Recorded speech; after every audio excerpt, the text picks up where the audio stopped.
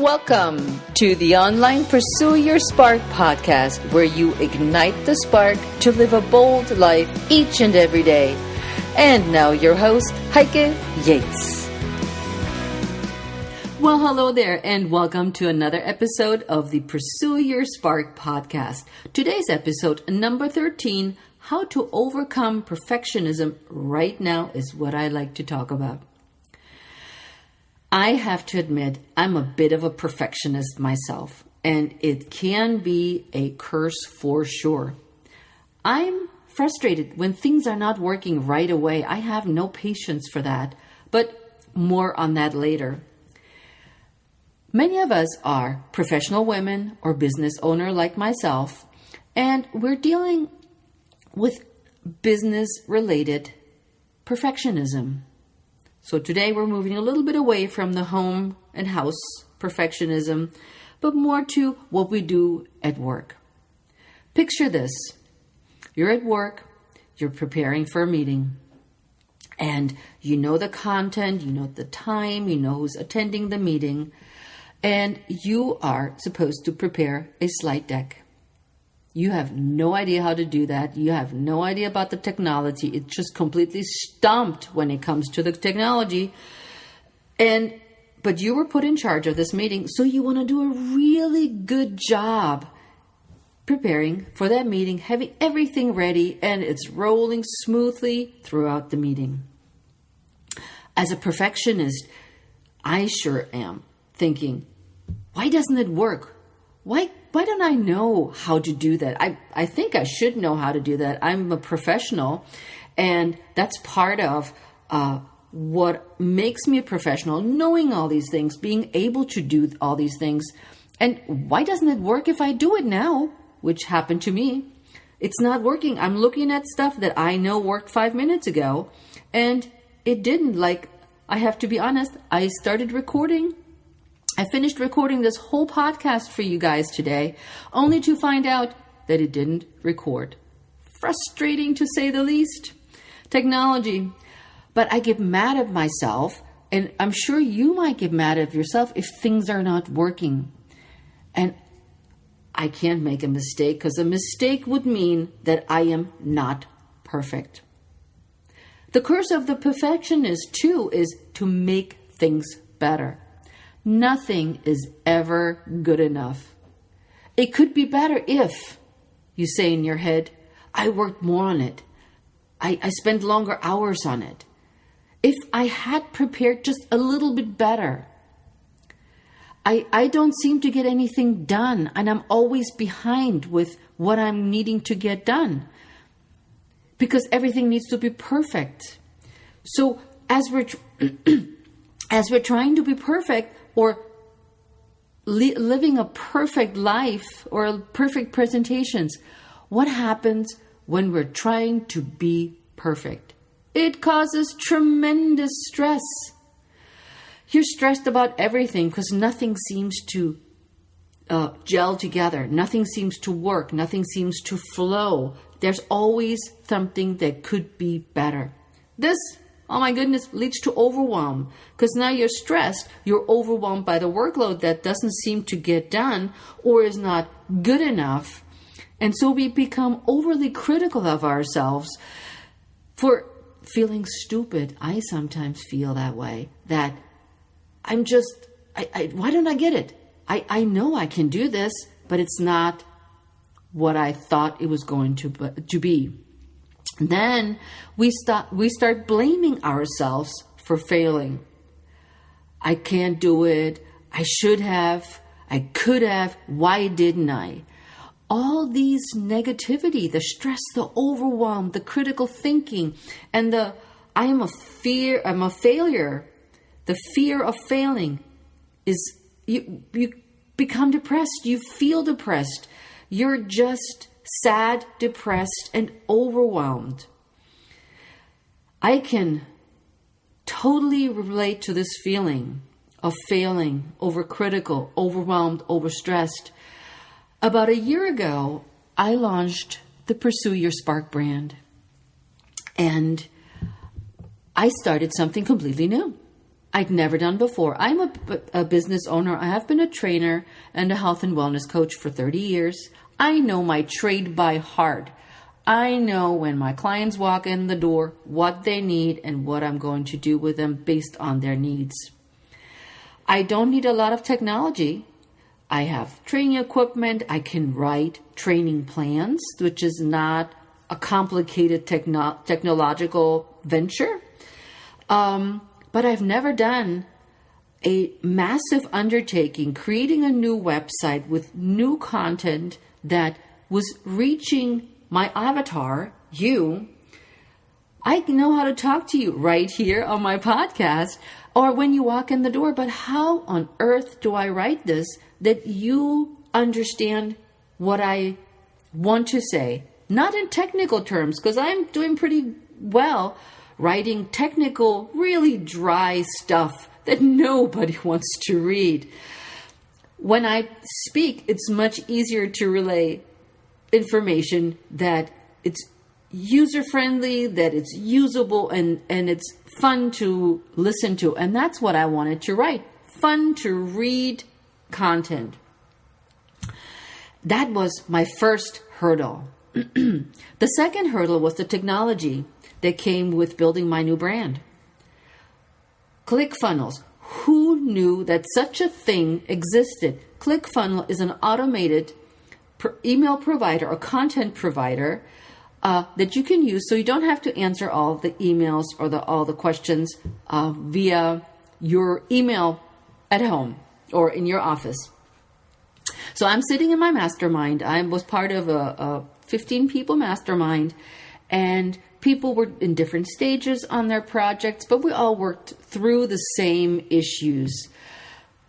But there were some people, they were just brilliant. They seemed to know how these ClickFunnels work. They write beautiful blog posts and content for their avatar.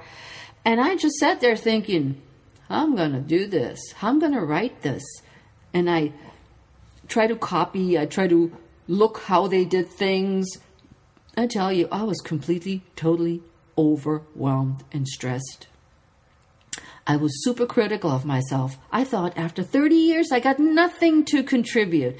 I know nothing. All the knowledge I've gained, all the stuff I've learned, all the courses I've taken, I can't use them and send them out into the world of my avatar who would so enjoy what I have to share. So I felt like a loser, totally did. And I remember one night or one day when I changed something on my ClickFunnels. I worked on my ClickFunnels and I decided, typical hiker style, that I don't need it. So if I don't need it, I delete it. I deleted my ClickFunnels and it was gone. All the work of 8 months, I just deleted. And at this point, I thought it was non-recoverable. I went into my husband's office. I sat on the floor. I literally hyperventilated. I thought I was going to have a heart attack. That's how stressed I was. He calmed me down. Thank you to my lovely husband for helping me with all of this. And he said, okay, let's go back to your program. Let's look at it. He also gave me a glass of wine with that. Then I contacted my mentor and Zoomed him, and I told him what I'd done. I was devastated. And he said, don't worry. I'm sure we can fix this. And it turned out that the program did not delete my entire 8 months of work. It just stored it. Fortunately for me, the program did not have the delete button that I thought it had. And I could recover the program. But I learned a big lesson with that. And I will never just delete something. So nobody expects you to be perfect. Only the voice in your head. My voice said, you're perfect. You should be able to do this, even though I had no idea. You should be able to do this. You should be able to keep up with the people in your class. And I know that from my training background. Trust the process. But this was a new process. But I had to learn to trust the process of going step by step, building my business, learning that you shouldn't delete something because you just thought it was a great idea. So in order to not be perfect, you gotta expect a learning curve. Like with our example of the slide deck. You have to learn to do something to get better at it. And over time, things will look better. You can do them easier. Right now, my husband says, you're now a ClickFunnels champion. You just click here, click there. And if something gets lost, you don't stress. You know what to do. And one big thing too is stop comparing yourself to others. I did compare myself to those people in the class, and I thought I should be as perfect as they appeared to be. But you know what? They were much longer in the program than I was. They had more experience, and they had asked those questions way before me, unbeknownst to me. So everybody learns at their own pace and has a unique starting point. My starting point was very different than theirs. So here are my 3 strategies to overcome perfectionism. Number 1, don't pull the plug if something's not working right away. Don't say, can't do it, don't know how. But instead, ask yourself, what is working where you are right now? What do you have that is really good about what you're doing? What are you enjoying in the process that you're in? I love educating people. I love teaching people about all this cool stuff that I know and that I've learned, and how the body works and nutrition, and how you can have a positive mindset and not be a perfectionism. I love doing this. Then ask yourself, what is the purpose of what you're doing? And are you meeting that purpose? So what is the purpose of the presentation? Are you taking somebody to the next level of their education and their knowledge? Are you meeting that purpose or not? So don't pull the plug right away. See if something is not working right away, what is working? Ask yourself, what are you enjoying? What is the purpose of what you're doing? And are you meeting that purpose? Number 2, forgive yourself for not being perfect. I sure wasn't perfect today, not recording this podcast. But enjoy the process of learning and growing. Do the best you can with what you got and learn from your mistakes. So my mistake was to look at the recording button and actually see that it's on before I shoot out with my stuff. Pat yourselves on the back for the things you nailed. Like, you nailed that presentation. You nailed that slide deck. Whatever it may be, pat yourself on the back, and do not forget, ask yourself, did you achieve your purpose? It is so much more meaningful than you think. And number 3, set goals that are specific and measurable, but also realistic. In our example of the presentation and the slide deck, how long did you have to prepare? Were you in a rush? Did you have weeks to prepare and gather your resources? Did you have access to enough resources, or did you have to put it together hush-hush really quickly and really couldn't think it over? Could you have asked for help? Whether it's technology, whether somebody putting the graphics on your slide deck, or somebody, or perhaps even purchasing a pre-made slide deck that you can fill in with your content. Or did you underestimate the time and the resources you needed? So this all plays a role in how you judge yourself and how perfect something can or cannot be. But most importantly, don't compare yourself to someone that seems perfect, because they too, just in my example, had to overcome hurdles.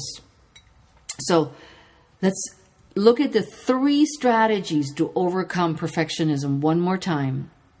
Don't pull the plug if something's not working right away, but ask yourself instead, what is working? What are you enjoying? And what is the purpose of what you're doing? And are you meeting that purpose? Forgive yourself for not being perfect, but enjoy the process of learning and growing. And I'm sure you feel like I do. You have so much to give. You have so much to teach others or to share. Go with your gut. Go and dig deep in what you have to give and share it. And number 3, set specific and measurable but realistic goals. So,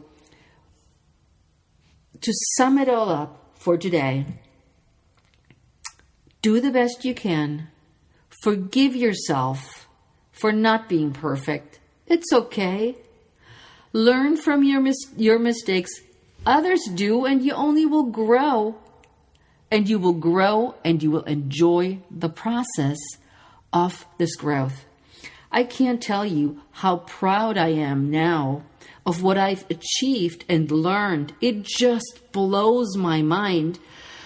I'm still a little bit of a perfectionist when it comes to my brand and what I'm preparing and how I do things. And it's okay to make things perfect is probably not the right word, but to make things as good as they get and let them fly. Give them out to the world and don't be so hard on yourself. So with that in mind, thank you for being here again. I love having you here, and I appreciate that you're taking out the time in your oh so busy day to be with me here and listen to everything I have to share, because I am so pumped that I'm able to use this medium to share all I have. So with that, until next time, take care. Ciao.